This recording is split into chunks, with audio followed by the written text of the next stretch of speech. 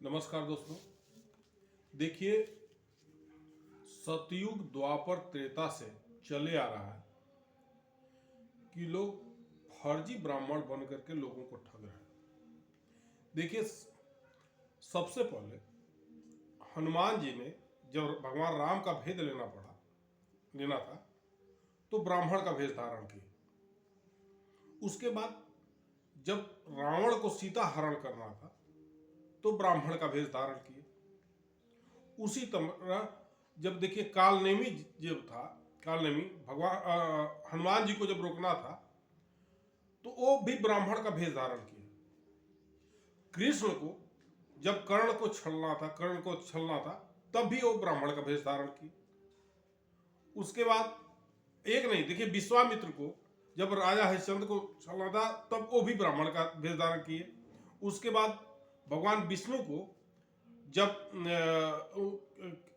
क्या नाम था उनका भाई, राजा बलि को जब छलना था तो वो भी ब्राह्मण का भेष धारण किया।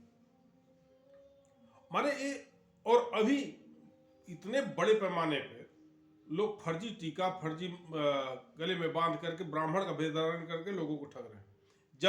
जबकि आज तक किसी ब्राह्मण धर्म गुरु ने किसी भी हिंदू समाज के किसी लड़के या लड़की को कभी भी गलत रास्ता नहीं इख्तियार करने के लिए दिया। आज तक कोई नहीं कह सकता कि कोई ब्राह्मण धर्म गुरु किसी बच्चे को वो चोर बनाया हो, डकैत बनाया हो, आतंकवादी बनाया हो, देशद्रोही बनाया हो, नक्सली बनाया हो। ऐसा नहीं हो सकता। ब्राह्मण ने कभी किसी के बच्चे का अनहित नहीं किया। आजकल देख रहे हैं कि बड़े पैमाने पे क्या हो रहा है कि भाई डॉक्टर, जिसको दुनिया के लोगों को जान बचाने की जिम्मेवारी है, वही बम फोड़ रहा। ऐसे में देश का विश्वास, देश की जनता का विश्वास टूटते जा रहा है। तो देखिए, मैं बता दूं, उचित शिक्षा और उचित इलाज और उचित ज्ञान के लिए आप कहीं जाए, लेकिन सही चाहिए तो कहाँ जाना चाहिए ये आपको पता होना चाहिए कि कहाँ जाना है, कहाँ जाने पे हमारा उचित इलाज होगा, कहाँ जाने पे हमको उचित शिक्षा मिलेगी, कहाँ जाने पे हमको उचित ज्ञान मिलेगा। ये आपको खुद डिसाइड करना है, ये देख करके ही जाना है, और नहीं तो आप फंसेंगे। तो ये आपको डिसाइड करना है कि कहाँ से क्या ले रहे हैं, कहाँ से क्या खरीद रहे हैं, कहाँ जा रहे हैं। ये आप खुद ही अच्छे नागरिक हैं, आप समझें। लेकिन उचित इलाज और उचित शिक्षा और उचित ज्ञान के लिए ब्राह्मण का होना अति आवश्यक है। उसी के पास मिलेगा, हर जगह नहीं मिलेगा। तो वो ये चीज ध्यान दें। और उस तरह से, और बहुत बड़े पैमाने पर देखिए, हमारे देश में 80% मंदिरों से ब्राह्मण मंदिर छोड़ के हट गए।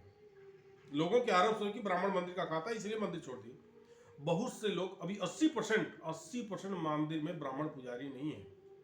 जो भी है, ब्राह्मण को कोई एतराज भी नहीं है, कोई और कर रहा है तो कोई बुरा नहीं है।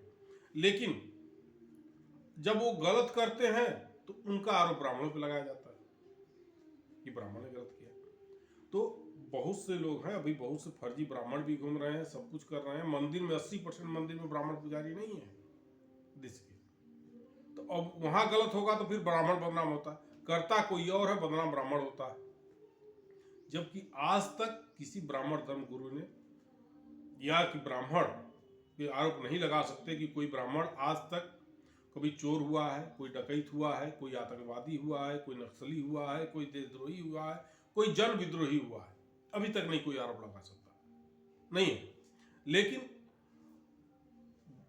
फर्जी ब्राह्मण बन करके लोग अगर बदनाम कर रहे हैं या कर रहे हैं या जो, तो उसको ध्यान दें। और उचित ज्ञान, उचित शिक्षा और उचित इलाज के लिए उचित जगह जाना ही अनिवार्य है। ये मैं जनहित में बोल रहा हूँ, मैं जातिवाद नहीं कर रहा हूँ, मैं जातिवाद के आधार पर नहीं जा रहा हूँ। मैं अपने ही देश के नागरिकों को सही रास्ता, सही दिशा दिखाने का कार्य कर रहा हूँ, और कुछ नहीं। ऐसा ना हो कि आप किसी के चंगुल में फंस जाए, बस वो बात है। तो ठीक है भाई साहब, नमस्कार दोस्तों।